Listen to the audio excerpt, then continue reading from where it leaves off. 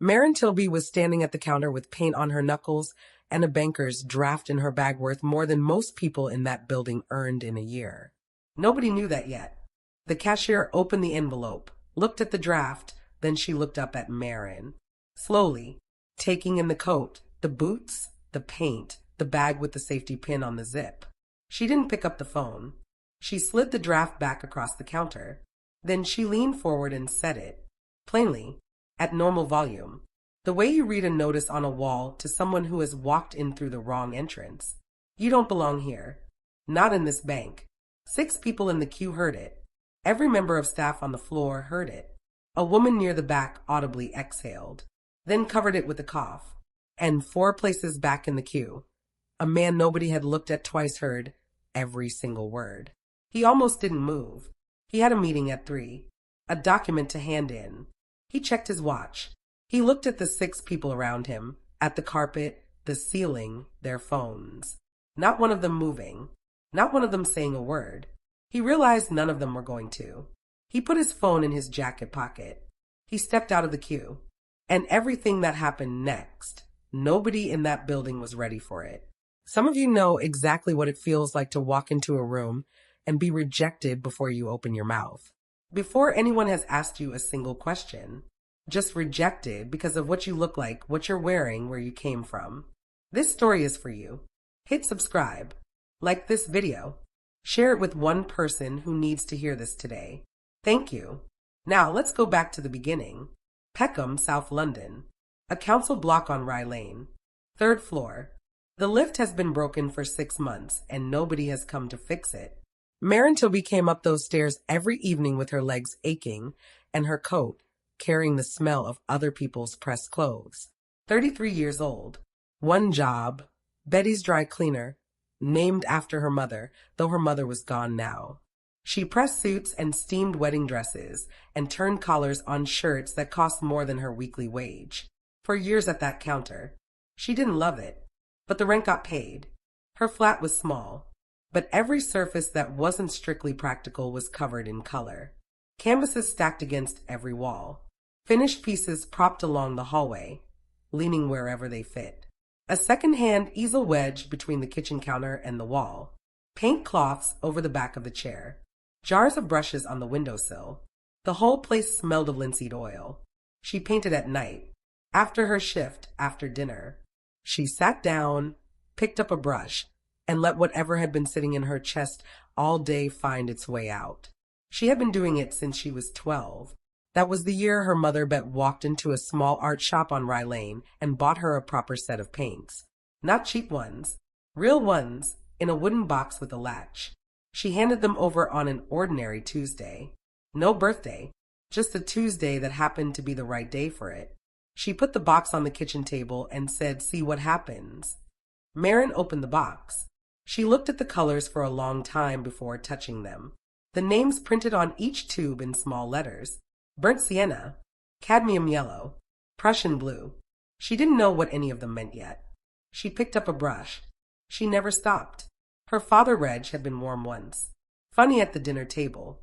He worked at the sorting office near Nunhead. Came home smelling of paper and cold air. Called Marin his little painter before the paints even arrived because he noticed the way she looked at things, the way she described the color of something in words that didn't quite make sense but somehow did. That version of Reg existed until she was 13. Then the betting shops found him. Small bets first, then bigger ones. Then the losses came and the drinking came with them. By 15, Marin had stopped expecting him home at a set time. By 16, he was gone more nights than he was there. Bette tried twice to bring him back.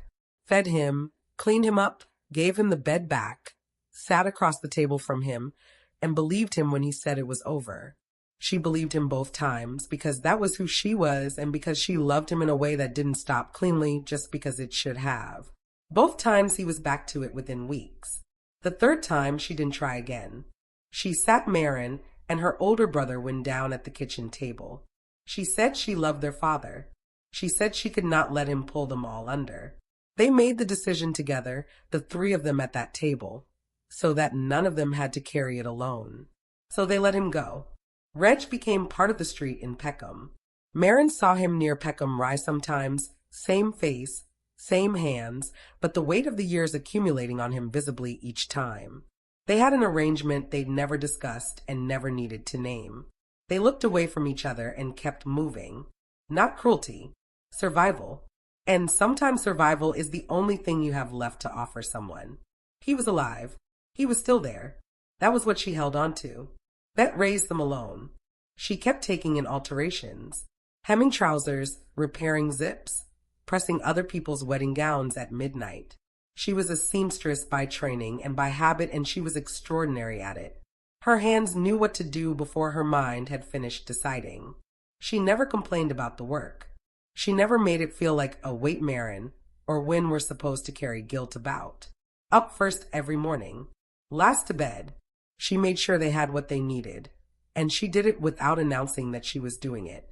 When Marin was 18, she got into a good art foundation course, the kind that actually goes somewhere with a real reputation, the kind that opens doors she hadn't yet dared to think through.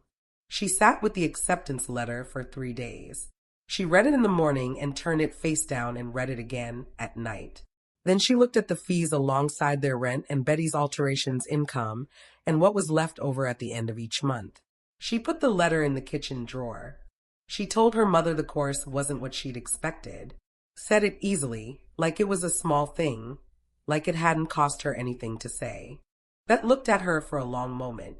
Then she nodded and let it go. She never pushed. She never asked again. But Marin knew. Bette always knew. She just understood that her daughter had made the decision, and that pushing was not love. It was pressure. Marin got a supermarket job and kept painting at night. Her brother Win watched all of this and reached entirely the wrong conclusion. Win Tilby was 4 years older than Marin. He had watched their father dissolve and built his whole adult life as a reaction to it. Steady job. Steady flat in Lewisham. Bills paid on time. In Win's world, anything without a guaranteed income was one bad decision from the pavement. He believed it completely. He had poured it into the foundation of everything he had built, and he was not going to question it. He came to the flat on a Sunday afternoon when Marin was 26. She was deep in a painting when he arrived, properly inside it, the outside world gone quiet. She heard the knock, came back slowly, brush still in hand, and let him in. He stepped into the flat and looked around. Canvases against every wall. The easel mid-piece. The cloth on the floor thick with old color. The jars. The smell of it. He stood in the middle of it all. Marin, he said, you need to talk to someone. About what? All of this. He didn't raise his voice. That was almost the worst thing about it. The flatness, the certainty of it. The way he delivered it like he was reading from something he had prepared. You're 26 years old. 30 hours a week at a supermarket and the rest of the time in here. Meanwhile, Mum is up at midnight altering other people's trousers. I send money to Mum every month. It's not enough. He moved to a large canvas propped against the wardrobe, a piece she'd been working on for 2 weeks and shown nobody.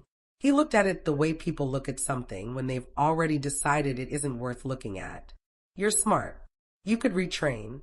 HR, project management, something with a real ladder. Something that pays properly. You're wasting yourself in here. I'm not wasting. You paint pretty pictures and call it a future. No heat. Just fact, delivered plainly. Marin looked at her brother for a long moment. You should go, Win. He went. They didn't speak properly for nearly 2 years. When they found their way back, the surface smoothed over. But he had never said he was wrong. And Marin had never forgotten that he wasn't sorry. Bette got sick when Marin was 31. It came slowly. First a tiredness that sleep didn't touch. Then a loss of appetite that went on too long. Then the first appointment, the one Bette tried to keep quiet, that Marin found out about by accident and showed up to anyway. Then the diagnosis. Then the long grinding work of managing something that couldn't be cured, only watched and contained. Marin took on extra shifts at the dry cleaner. She painted less. She kept telling herself she'd come back to it when things settled. The phases didn't settle. They changed shape. The hospital ward became familiar. The smell of the corridor, the nurses who recognized her now. 3 times a week, every week, for over a year. She brought food and clean clothes. She made sure her mother didn't have to think about anything practical. That was the work nobody saw. Bette, even in that last year, saw it. One afternoon near the end, nothing unusual about it on the surface, just a visiting afternoon like any other. Bette looked at Marin across the small hospital table and said, "Don't put the paints away again." Not a prepared final speech. Not wisdom assembled for the occasion. Just something she needed on the record before she couldn't say it anymore. The way you check the door is locked before going to sleep. Don't put the paints away again. That was all. 2 weeks later, Bette died. That night Marin took the bus back to the flat. She didn't call anyone. She sat on the floor of the living area for a while with her back against the sofa and looked at nothing. Then she got up. She sat in front of the easel. She picked up a brush. She didn't choose a canvas size or think about color or composition or any of the things she usually held in the back of her mind. She just started. She didn't stop until the sun came through the kitchen window and her arm was too tired to continue. She looked at what was on the canvas. The colors were wrong in a way that felt right. Things she would never normally put beside each other, sitting beside each other, working somehow. The composition was broken open in the middle like something had pushed through from the inside out. It looked like grief. It also looked, if you stood back and let your eyes settle, almost like relief. Like something held for a very long time, finally allowed to change shape. She put it face in against the wall and didn't look at it for a week. Suki Aladil had worked at the dry cleaner the same 4 years as Marin and had decided in the first month that Maren Tilby was the most genuinely talented person she had ever been near and was actively working to ensure nobody found out. "You know you're doing something real, right?" Suki said one morning during their break, looking at a photo on Marin's phone. "Not just nice, actually something. I just do it in the evenings." Suki looked at her across the break room table. "That is not a normal response to what I just said." Marin changed the subject. 6 months later, Suki tried again. Same result. Same expression on Marin's face that said, "I hear you, and I am going to continue doing nothing about this." 3 months after Bette died, Suki came round to the flat. She brought food. They sat at the kitchen table and talked around the edges of grief for a while. A customer with a jacket beyond saving, the pigeons on the roof, anything except the things sitting in the center of the room. Then Suki asked to see the paintings properly. Not a glance. All of them. Marin pulled them away from the wall one by one. Suki moved through the flat slowly. No encouraging noises. No polite commentary. She stopped at each piece for a real amount of time with the same serious, unhurried attention she gave to things she actually cared about.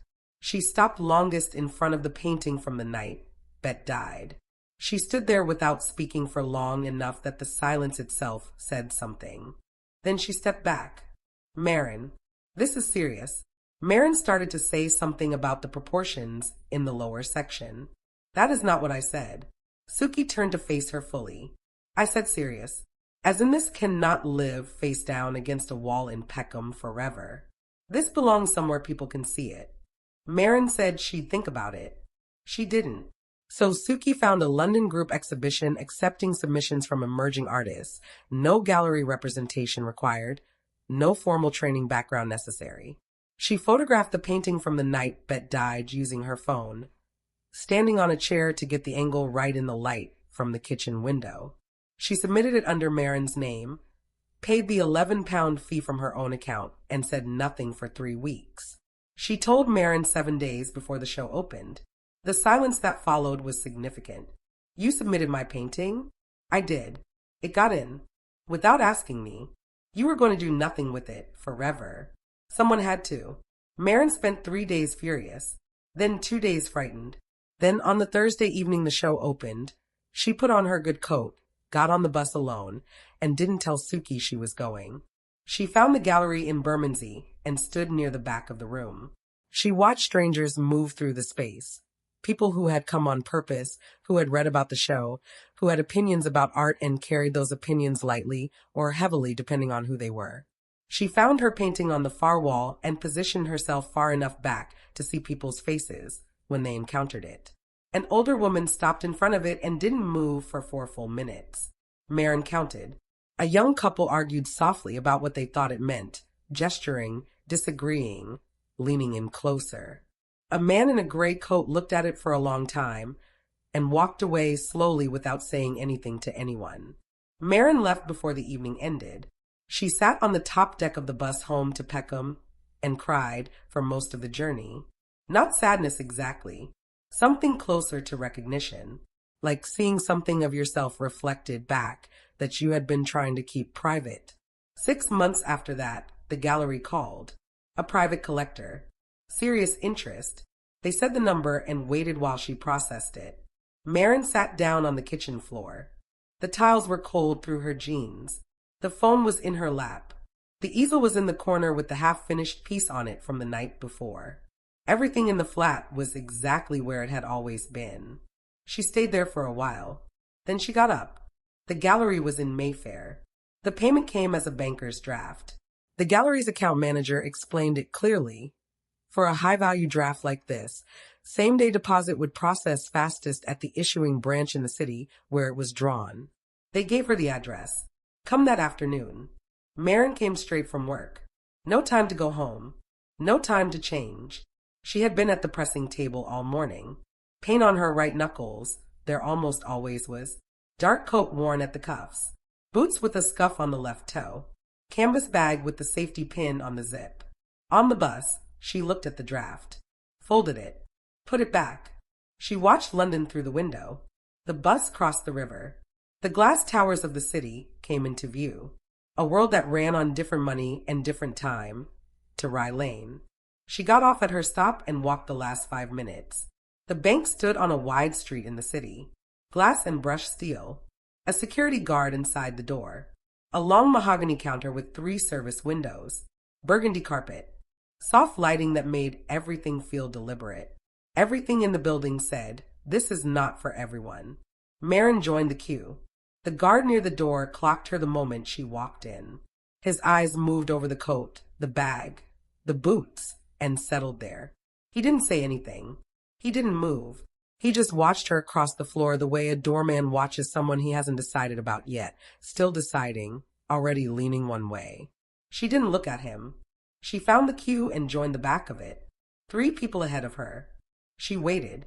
The woman directly ahead, late 40s, well-cut coat, a handbag that cost more than Marin's monthly rent, shifted 2 inches to her left without looking back. Just enough to open a gap between them. A small, unconscious movement. Or maybe not unconscious. Marin had learned long ago not to spend energy deciding which. The man behind her, suited, document folder under his arm, stepped 2 inches to his right. Also without looking. An island of space opening up around her in the middle of the queue. Not dramatic. Not deliberate enough to call out. Just there. Nobody made eye contact. Nobody was being loud or obvious or performing anything. They were just arranging themselves the way people arrange themselves without quite knowing they're doing it. Marin felt all of it. She kept her eyes on the counter and waited. When her turn came, she stepped to the window. The cashier had a sharp dark bob and a neat navy blazer with the bank's crest on the breast pocket. Name badge, Jade. She had the look of someone trained to project calm professionalism, who had practiced it long enough that it sat on her face without effort. Marin placed the envelope on the counter. I'd like to deposit this, please. Jade opened the envelope and took out the banker's draft. She looked at it. Then she looked up at Marin. Slowly. The kind of slow that takes everything in. Coat, boots, paint on the knuckles, the safety pin on the zip. Then back down at the draft. She picked it up and held it toward the counter light. Turned it slightly. Set it back down. Then she reached for a tissue from the box beside her keyboard and wiped her fingers. Slowly, deliberately, as if handling the envelope had left something on them. Marin watched her do it. Jade leaned to her right. The cashier at the next window, name badge Steph, looked over. Jade tilted the draft so Steph could see the amount. Steph looked at the number, then at Marin, then back at Jade. One look. A full conversation packed inside it. Jade slid the draft back across the counter. I'm sorry. This doesn't look right to me. Marin didn't move. Sorry. The document. I'm not going to be able to process this. It's a legitimate banker's draft from a gallery in Mayfair. Can you call to verify it? That's a 2-minute phone call. Jade's hands came off the counter. I can see what it is. I'm telling you it doesn't look right. Then verify it. Marin's voice stayed completely level. Make one call before making any decision. That is all I am asking. Jade did not reach for the phone. She glanced at Steph. A tiny movement. Barely visible. But it was a decision and Marin saw it happen. Then she pressed something under the counter. 30 seconds later Doyle arrived. Broad. Unhurried. Lanyard swinging. Somewhere in his 40s. He had been given a small amount of authority and decided it was large. This customer is presenting a document I flagged as suspicious, Jade said. I've already told her we can't process it here. Doyle looked at Marin. His decision was already made. You'll need to step aside. I haven't done anything wrong. I have a legitimate document this cashier is refusing to verify. That may be. Step to the side. Marin reached into her bag. I'll call the gallery directly. Right now. 2 minutes and this is resolved. Doyle's hand came down on her arm. Not roughly. Deliberately, with the full weight of his authority behind it. Phone away. Marin looked at his hand. Then at him. Please take your hand off my arm. He didn't move. The queue had gone silent behind her. She could feel it without turning around. 6 people in a line. Not one word. She heard someone shift their weight. The soft unlock sound of a phone screen. One man near the back looked up, made eye contact with her for one brief second, and looked back down at his phone. Gone. Then Jade leaned forward slightly and said it. No raised voice. No heat. Even. Flat. The way you read a notice on a wall to someone who isn't understanding it. You don't belong here. This isn't the right kind of bank for you. 6 people heard it. Every member of staff on the floor heard it. The woman near the back coughed over her exhale. Nobody moved. For places back. The man nobody had looked at twice heard every single word. Ronan Ashby was 41 years old. He ran a property development firm with offices in Shoreditch and Edinburgh. He had been a client of this branch for 11 years. He arrived places alone on time, without announcement. He wore what was practical. He did not make a performance of his presence anywhere. He had come to hand in a signed document before a 3 o'clock meeting. He had been watching since the moment Jade opened the envelope.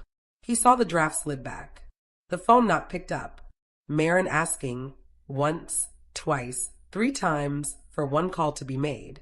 The guard arriving. The hand on her arm. The phone blocked when she reached for it. The man near the back of the queue, who looked and looked away. And then the words. He stood in the queue for a moment after Jade said them. He almost didn't move. He had a meeting at 3. A document to hand in. He looked at the 6 people around him. At the carpet, the ceiling, the phones, anywhere except the counter. Not one of them had moved through the whole thing. Not one had said a word. He looked at Marin. The coat. The bag. The paint on her knuckles. Her face, which was not panicking and was not crumpling. Just steady. The face of someone who has been told this many times by many rooms and made a decision long ago not to let them see it land.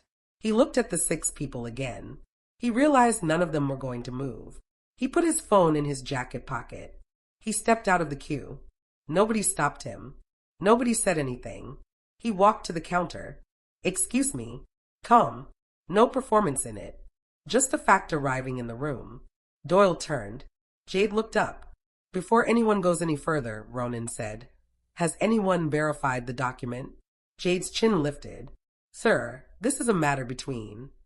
Has anyone verified it? Same tone. Same volume. Not a question this time. Nobody answered.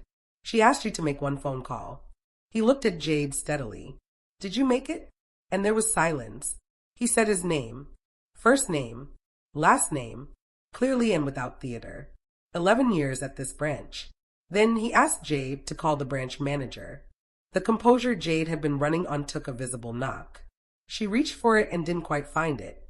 Sir, I can assure you. The branch manager, Ronan said. Please. Jade picked up the phone. While they waited, Ronan turned to Marin. Kept his voice low. Are you all right? Marin looked at this stranger who had stepped out of a queue for her. Yes. Do you want to call the gallery now? They stopped me before I could. He nodded. He looked at Doyle. Something in the way he looked was enough. Doyle removed his hand and stepped back without being asked. The branch had gone quiet. Not just the queue. The whole floor. Staff who had found reasons to slow down hadn't found reasons to speed up again. 2 minutes passed. Then Jade made the call she should have made when Marin first stood at that counter. She made it with everyone watching. She didn't turn away. She didn't lower her voice. She picked up the handset and dialed and read back the draft details in a flat professional voice, and listened, and said yes again. Then she put the phone down. She placed it down carefully. The way you place something down when you are buying time to think, and there is no more time left. The gallery confirmed everything. Legitimate banker's draft. Legitimate sale. Every single penny of it real. The room absorbed this without speaking. For the first time since Marin had walked through the door, everyone looked at the paper instead of her clothes. 1 phone call. 2 minutes. The thing they had refused to do for 20 minutes cost them nothing, answered everything. Jade looked at the counter. Steph looked at the counter. Doyle looked at the floor. The man who had looked at his phone looked at his phone again. Nobody spoke. Ronan said nothing. He let the truth sit in the room and do the work that truth does when you finally stop blocking it. Clive Wentworth had been watching the CCTV feed upstairs for 14 minutes. He had seen all of it from the beginning. The envelope opened. Jade inspecting the draft too long. The tissue. The look between Jade and Steph. The draft returned. The phone untouched once, twice, 3 times. The guard called. The hand on the customer's arm. The phone blocked. The queue standing in silence. The man who looked and then looked away. And the words. He had heard them through the branch audio feed. He had replayed them while he sat upstairs and waited, hoping it would resolve itself quietly. That was the honest version of what he had been doing. When Ronan said his name at the counter, Clive stood up, straightened his jacket on, and came downstairs. He walked to the counter and stood in the space that opened as people stepped back. He looked at each person in turn.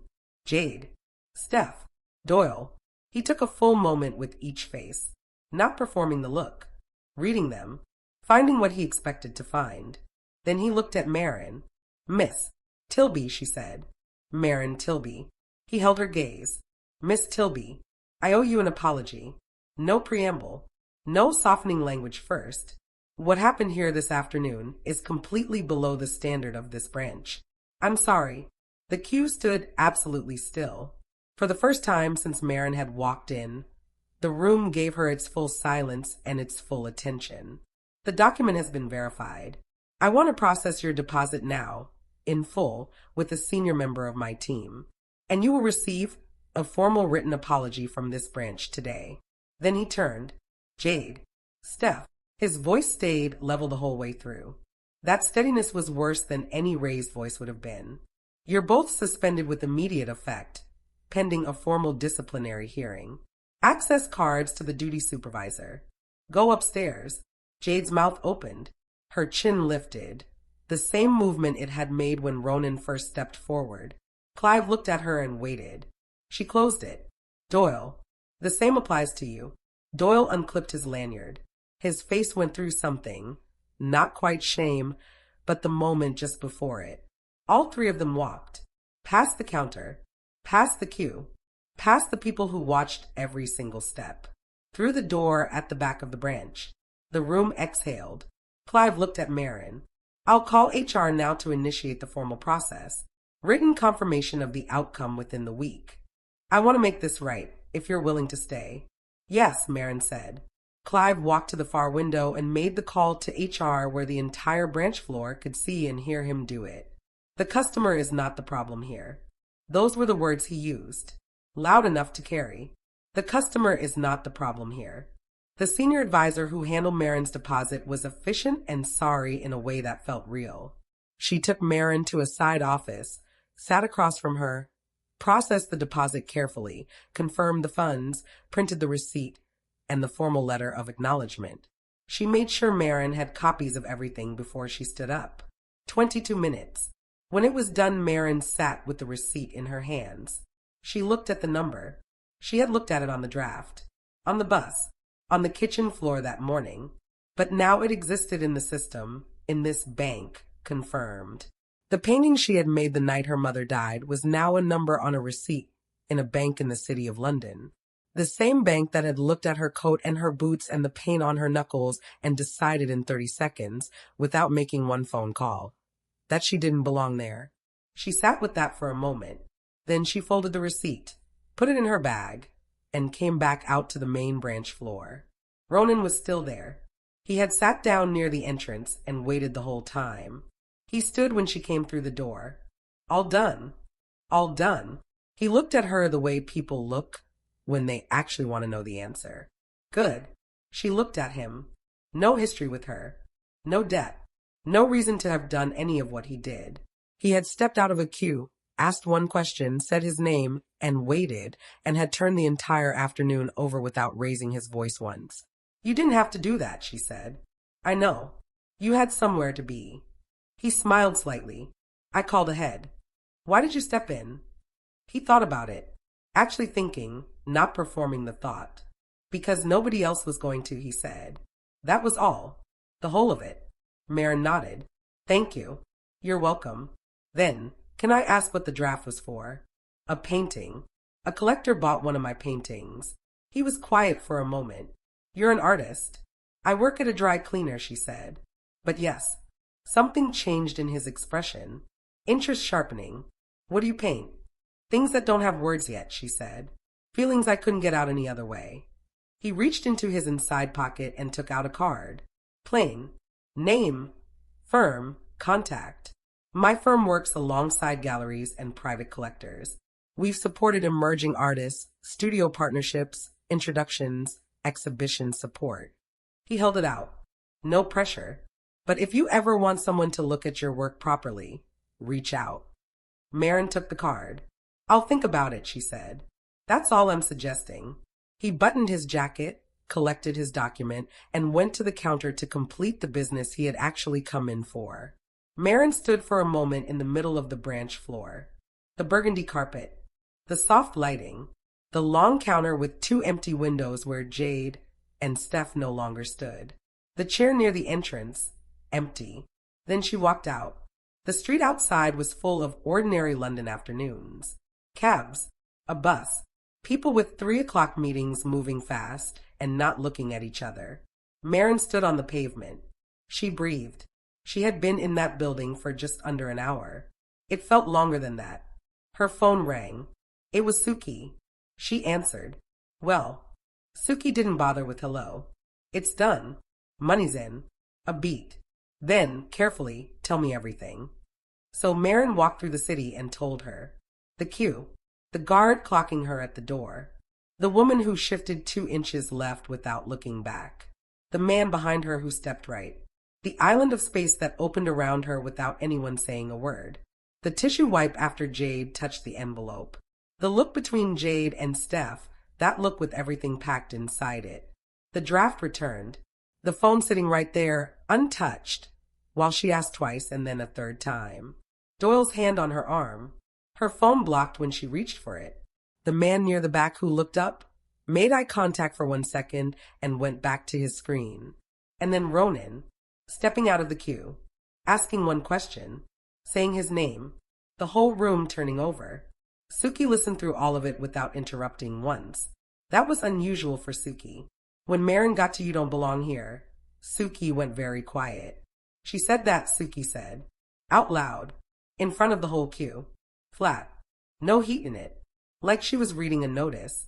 She wiped her fingers after touching the envelope. Yes. Another silence. A different kind. And the manager had been watching the CCTV the whole time. 14 minutes before he came down. 14 minutes, Suki repeated. He was waiting to see if it resolved itself. A silence. Something hardening in it now. And suspended all 3. On the spot. Formal hearing to follow. Marin. I know. Are you all right? Actually. Marin stopped walking. She was outside a small coffee shop. Through the window she could see people at tables, heads down, cups in hand. An ordinary Tuesday afternoon in the city. Nobody in that window knew what had happened 6 streets away. None of this had touched them. I think so, she said. I'm going to get a coffee. I'll call you later. Okay. Then Marin. What? I'm glad you didn't let them. Marin stood on the pavement for a moment with the phone to her ear and the city moving around her. Yeah, she said quietly. Me too. She went in and ordered a flat white and sat at the window table. She took the receipt out of her bag and put it on the table in front of her. Then Ronan's card beside it. The proof of what she had built over 20 years of evenings. And the door left open by a stranger who had stepped out of a queue because nobody else was going to. She thought about Jade's face when the call came back confirmed.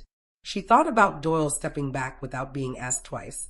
She thought about the man who looked and looked away, and about what it would have taken to be Ronan instead. She thought about her mother, about a Tuesday, about a wooden box with a latch on it. She put both things back in her bag and drank her coffee slowly. That evening Marin took the bus to Peckham. No call ahead, no number to call.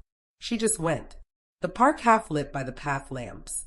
A few dog walkers finishing their last circuits.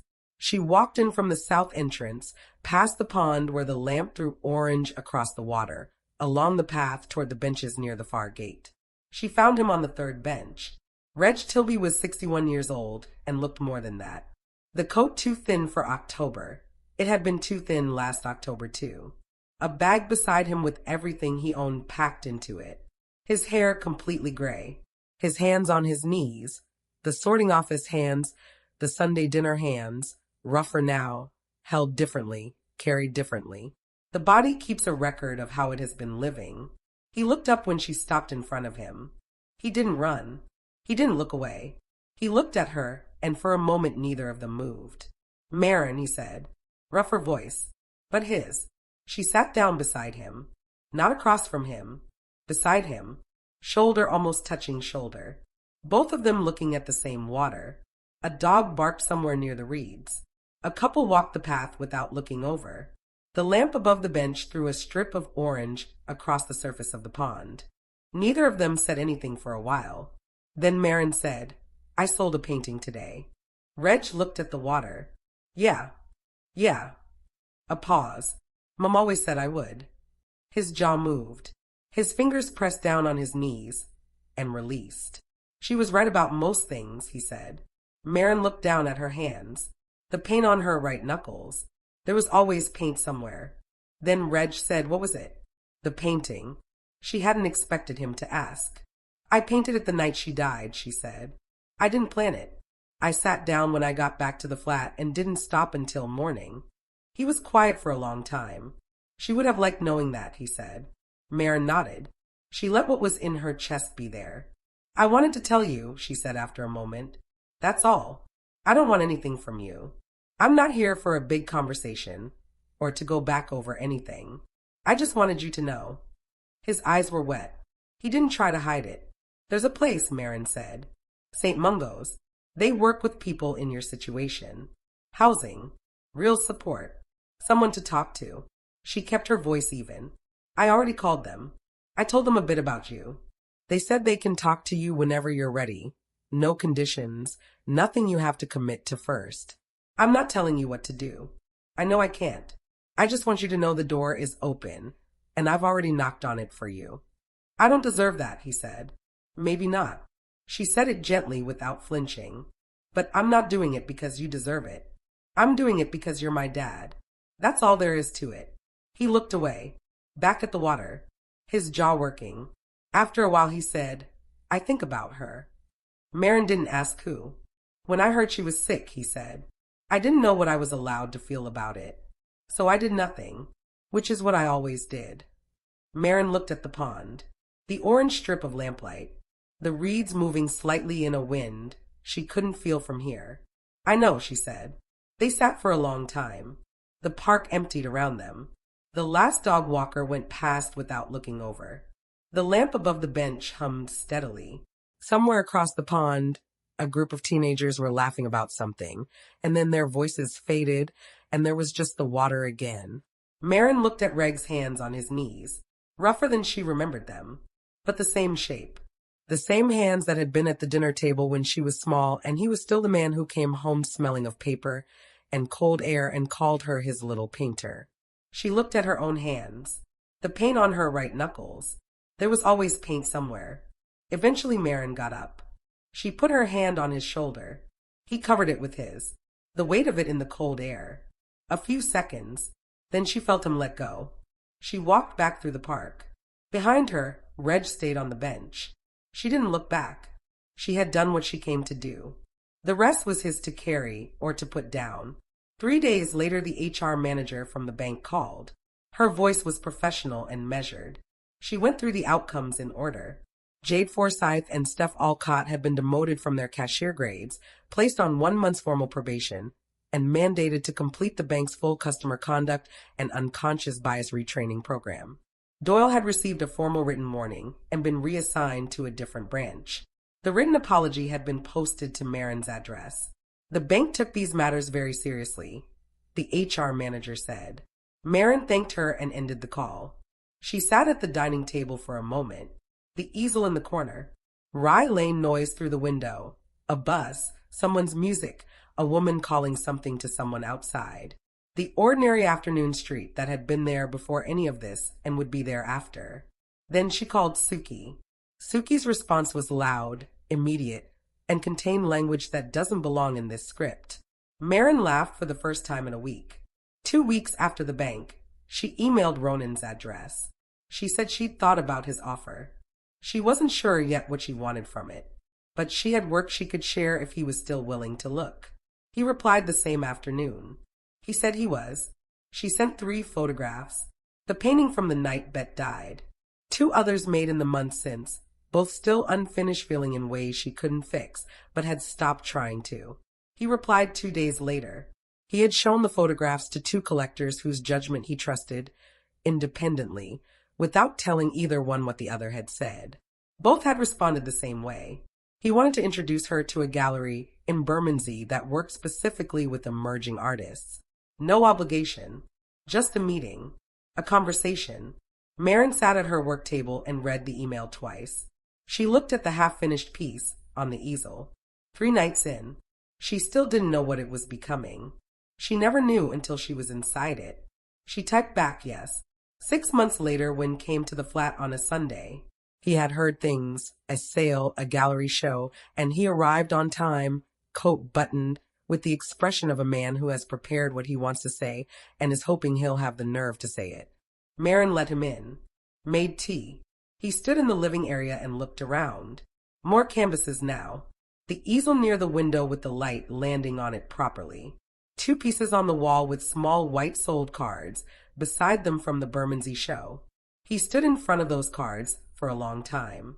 He read them, read them again. Then he turned. I was wrong, he said. She held her mug and waited. What I said. In Mum's kitchen. About the pretty pictures. About wasting yourself. He looked at her directly. The same directness he'd always had, just pointed at something different now. Pointed inward rather than outward. I was scared and I took it out on you, and I was wrong about all of it. I know you were scared. I understood it even then. That doesn't make it right. No, it doesn't. He nodded. He turned back to the cards on the wall. She would have loved this, he said quietly. Marin looked at the wall. The 2 small white-soled cards beside pieces their mother never got to see in a gallery. She knew it was coming, Marin said. I'm sorry, Marin said. Plain. No excess. Just the words. She looked at her brother. His coat still buttoned. Hands at his sides. The same face, just carrying more of what the years had put into it. I know, she said. Come and sit down. He looked around the flat one more time before he sat. The canvases, the easel, the sold cards. Something on his face she hadn't seen from him in a long time. Something that looked like reckoning. He sat down. Do you remember when Mum used to sew at night, he said. After we'd gone to bed. You could hear the machine from the bedroom. Marin looked at him. I used to find it annoying when I was trying to sleep, he said. He paused. It wasn't annoying. I just didn't know what it was. She was making something, Marin said. Yeah.